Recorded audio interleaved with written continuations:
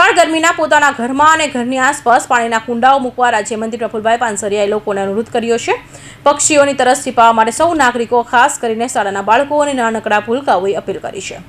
ઉનાળાની ધગધગતા ભઠ્ઠા જેવી ગરમીમાં તરસથી ત્રસ્ત અબોલ પક્ષીઓને બચાવવાનો સંદેશ આપતા રાજ્યના શિક્ષણ રાજ્યમંત્રી શ્રી પ્રફુલભાઈ પાનસરિયાએ આજે તેમજ નિવાસ સ્થાને પક્ષી પ્રેમી અને પર્યાવરણ સંરક્ષણ માટે સૌ નાગરિકોને અનુરોધ કર્યો. મંત્રીએ ઉમેર્યું કે ઘરની આસપાસ નાનકડા પાણીના કુંડાઓ મૂકીને આપણે અનેક પક્ષીઓનો જીવ બચાવી શકીએ છીએ. આ નાનકડું પગલું પ્રકૃતિ માટે મોટો સહારો બની શકે છે.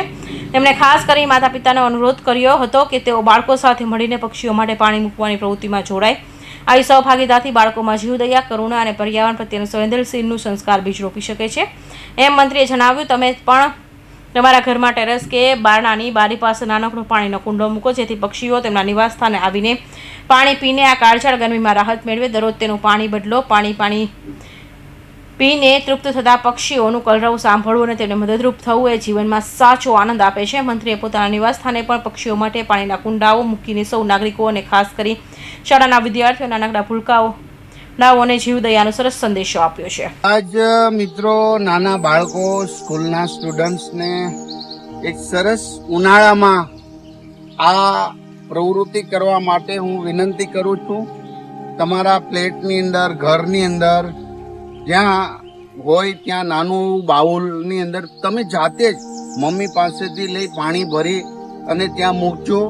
ચકલી, પોપટ, કંઈ પણ પક્ષીઓ જો પાણી પીવા આવશે પછી તમે જોજો, બહુ જ આનંદ આવશે.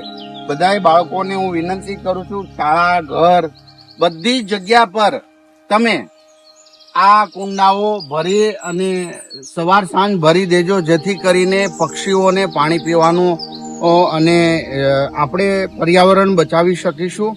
અને આ જે કુંડા છે મારા રેસિડેન્સ નિવાસ સ્થાને, એ બધા જ હું જાતે ભરું છું. મને એનો આનંદ છે. અને હમણાં જ પક્ષીઓ આવશે સાંજના, પણ બધા જ પક્ષીઓ અહીંયા પાણી પીવા આવે છે, જે જોઈને ખૂબ જ આનંદ થાય છે. ચાલો સૌ આપણે આપણા પક્ષીઓ બચાવીએ, આપણું પ્રકૃતિને બચાવીએ.